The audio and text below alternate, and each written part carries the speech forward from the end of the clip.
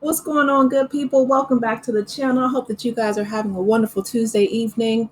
So Kenya Moore is trending, and Andy has a podcast, right? Andy Cohen.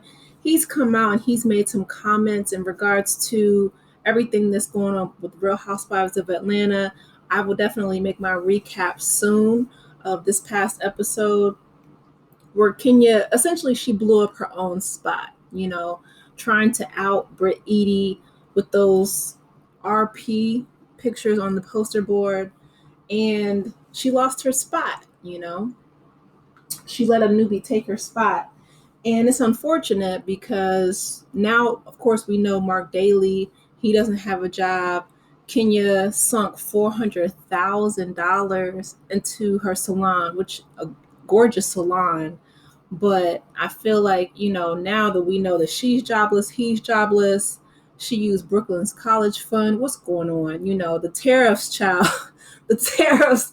This is not the time to be trying to mess around and lose your job. So, Andy has a radio show, or he has a podcast called RadioAndy, and he made some comments in regards to Kenya basically, losing her spot in regards to trying to make Brit Edy look bad.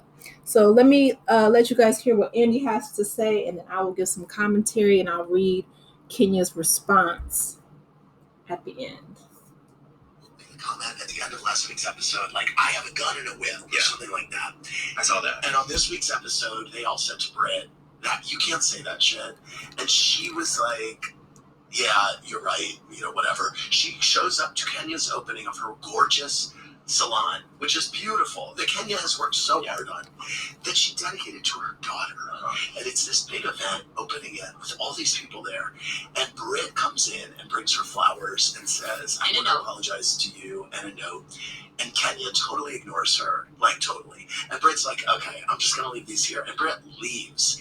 And then Kenya gets up and makes her whole opening about someone came after me and they shouldn't have. And I started looking into who this woman is, and this is who she is. And she started showing pictures of her. Like poster board that she printed And this out. is like a One of the pictures is revenge her. porn type. Yes. Okay. One of the pictures is her, like, Oral sexing. Yeah, I've heard and so the Atlanta Housewives are like, we're out. When the place like clears out. Yeah. And then there's and Cynthia said, in all my time at the show, this is the lowest I've ever seen anything get. And so that's what, and then there's this line at the end of the show that says, Bravo, stop filming with Kenya after this. Well, they say, like, there's all this talk of, after the Me Too movement, it's like if you show someone a dick pic or a nude pic without them saying, yes, I would like to see that right now, that's like sexual assault.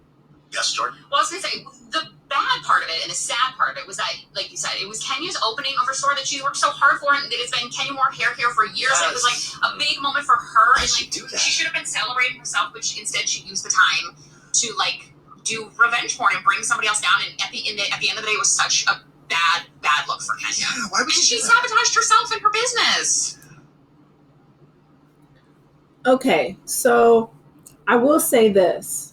One, I feel like Andy, being, an executive producer or an executive period at Bravo, knowing that he is their boss, in my opinion, if it were me, I wouldn't speak out on it in regards to the podcast, especially now that we know, and he knows, he said that Brit said that she had, a pow. She was essentially threatening Kenya's life. Kenya said, that she initially went to Bravo. She went to the network before she did the whole RP thing with the billboards of Brit. And she told them and she felt unprotected. So this is what Kenya says here. She posted a response. It reads, the two co-hosts are extremely ignorant. SA is the R word. She says, remember, that's what Phaedra accused Kandi of attempting to do to Portia. RP, she says, if someone showed Kim K sex tape to you, is that RP, revenge P? She says, I found that tons others online. She signed a release for it, so it's fair. Receipt. And she has receipt in all caps. She says, warning, if you are not an attorney, and familiar with Georgia law, then STFU. Sick of the bias and selective outrage, these comments should not have aired. It's a podcast. Where is legal? You don't want activated Kenya. I shouldn't have shown at my event, but for the love of God, why would they ignore a clear pow pow threat? Now that, okay, she's asking for legal, so I don't know if she's going to get some legal advice or not, but her last question is valid. Her last question is valid because, in my opinion, this has been a pattern of behavior. Now, listen, Kenya, she's gorgeous. She won Miss USA. But she was not without fault. And she says so in this statement, right? So she says, that I shouldn't have shown at my event, but for the love of God, why ignore a clear, basically threat on her life? So I don't know if she has legal grounds or not. I'm not familiar with Georgia law. I don't live in Georgia. However, I do know that the revenge P laws in Georgia are a little murky. They're a bit more lax than they are in California or other states. So if she has what she feels, is legal standing, if she does decide to pursue legal action against Bravo and against Andy, and I hope that well, one, I hope she has the coins to do it, and I'm not even trying to be funny. Child, the tariffs, okay, and she just sunk $400,000 into this salon, which word on the curb is closed. But I hope that she has the coins to do it. Two, I hope that she goes through with it, not just making, idle threats like Nene did and then dropping it and dismissing it along the way, because that's a waste of everybody's time.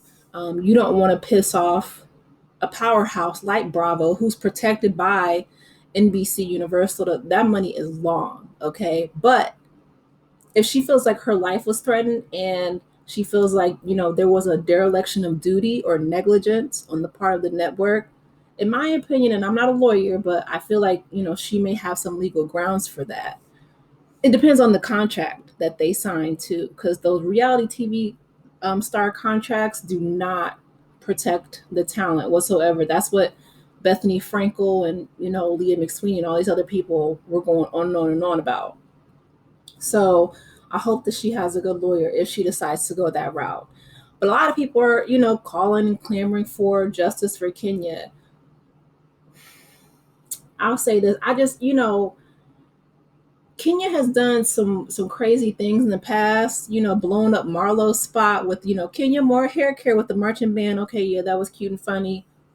And going after Apollo with, Phaedra's husband when they were in Anguilla, that was not funny. That was pretty tacky and disrespectful.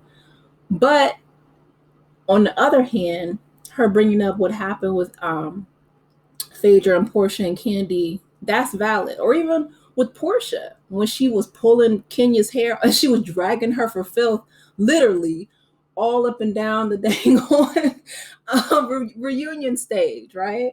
I mean, Portia is a mess in and of herself. That girl has anger issues. She has gotten into it with almost everybody, from Cynthia kicking her on the boat to Kenya to, falling out with this example that Kenya gave with Phaedra and Candy. So Portia is somebody, in my opinion, I feel like she has 9 lives and she has the likability factor that Kenya is lacking. Kenya has, I don't want to say she's positioned herself as the villain on the show, but she self-sabotages a lot. And I don't know if that stems back to her, issues, her formative issues with her mother rejecting her when she was younger. I'm not a psychologist, so I'm not going to get into all of that. But I can just see the pattern of behavior over the seasons that have been really damaging. Like the fact that she chose her own spa opening to do this is mind-boggling to me. $400,000, y'all. That's almost $500,000 down the drain because you got into your feelings about Brit Edy. She came there, she was apologetic, and Kenya kept saying, you know, I'm not B and I'm going to pay you dust. When you pay somebody dust, that is exactly what you should do. Like, turn your back, keep it pushing, focus on your business. That's, you know, she wouldn't have had to say another word to Brit if she was more strategic and she was really paying her dust. The smart thing to do, and I don't know if Bravo has an HR department. I mean, hopefully they do by now, but she should have carried that to HR. She should have, you know, said, you know, I feel like my life is threatened. These conditions are, you know, I can't work under these conditions with this person. You know, choose not to film with her, or tell production, tell your producers, I can't film with Brit Edy, and really focus on making money for your daughter, for your business, right? Beyonce said it best, you know, always stay gracious. Best revenge is your paper. You know who does that masterfully? Meghan Markle, or now Duchess of Sussex, Meghan Sussex, right? The whole media in Britain, they are crashing out. Every time I make a video about this woman, even on my channel, people be in my comments crashing out. I mean, completely falling apart, falling to pieces, because this woman, this American biracial woman, decided to marry, you know, the Prince of England, come bring him back to Cali. And now she's cultivating honey and she's doing her Netflix deals. And now she's, you know, on her podcast. And I'll make a separate video about Meghan. But she is about her paper. She is about her business. She is about her man, her family, her money, period. Okay. That is what you do. Beyonce, Jay-Z, same thing, right? Tony Busby tried to come for Jay-Z, tried to come for his family. He was not about to just, you know, lay down and take it, but he went the legal route. You know, you don't necessarily, and this is Jay-Z from Brooklyn, okay? He let us know he came up on the rough side of the mountain, as opposed to Beyonce, who grew up upper middle class.